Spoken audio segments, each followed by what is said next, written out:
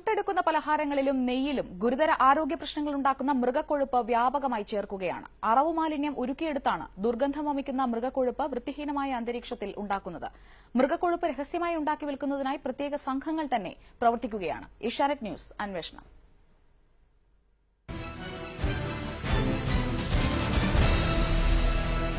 കൊല്ലം ചവറപ്പാലത്തിനടിയിലുള്ള ഈ കേന്ദ്രത്തിലാണ് മൃഗക്കൊഴുപ്പുണ്ടാക്കുന്നത്. വിവിധയിടങ്ങളിൽ നിന്നും അതിരാവിലെ തന്നെ ഇറച്ചി മാലിന്യം വാഹനങ്ങളിലെത്തിക്കും. സമീപത്തുള്ള ജലാശയത്തിൽ ഇവ കൂട്ടിയിട്ട് കഴുകും. അസഹനീയമായ ദുർഗന്ധം.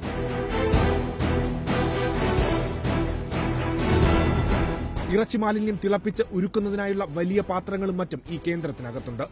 ഇവിടെ ഉണ്ടാക്കുന്ന മൃഗക്കൊഴുപ്പ് എങ്ങോട്ടാണ് പോകുന്നതെന്നറിയാൻ ഞങ്ങൾ ഈ സ്ഥലം നിരീക്ഷിച്ചു. നടത്തിപ്പുകാരനെ ഞങ്ങൾ പിന്തുടർന്നു. മൃഗക്കൊഴുപ്പെത്തിയത് കൊല്ലത്തെ 2 പ്രധാനപ്പെട്ട ബേക്കറികളിൽ.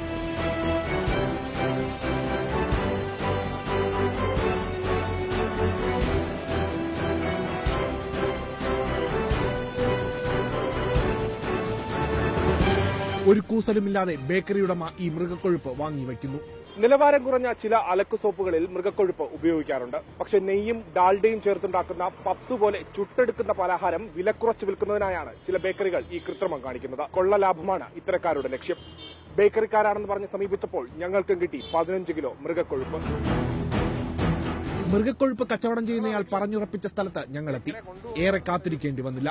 വന്നയുടനെ സംഗതി വിശദമായി കാണിച്ചു തന്നു. രൂക്ഷഗന്ധമുള്ള മൃഗക്കൊഴുപ്പ്.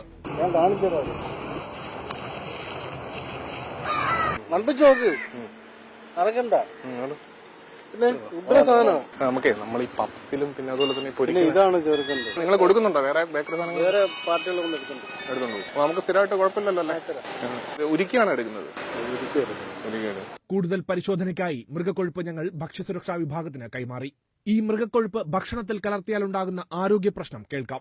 ആനിമൽ ഫാറ്റ് ആസ് സച്ച് നമ്മുടെ ഡെയിലി യൂസിന് നല്ലതല്ല. ഡയറിയ, ലൂസ് മോഷൻ അങ്ങനെയുള്ള സാധനം. പിന്നെ അത് ഹീറ്റ് ചെയ്ത് വേറെ ഫുഡ് പ്രോഡക്ട്സിലോട്ട് ആഡ് ചെയ്യുമ്പോഴത്തേക്ക് അതുമൂലമുള്ള health hazards like cancer, obesity. നാട്ടിലുള്ള എല്ലാ ബേക്കറിക്കാരും ഇത്തരത്തിലുള്ള മൃഗക്കൊഴുപ്പ് ഉപയോഗിക്കുന്നു എന്നല്ല ഞങ്ങൾ പറയുന്നത്.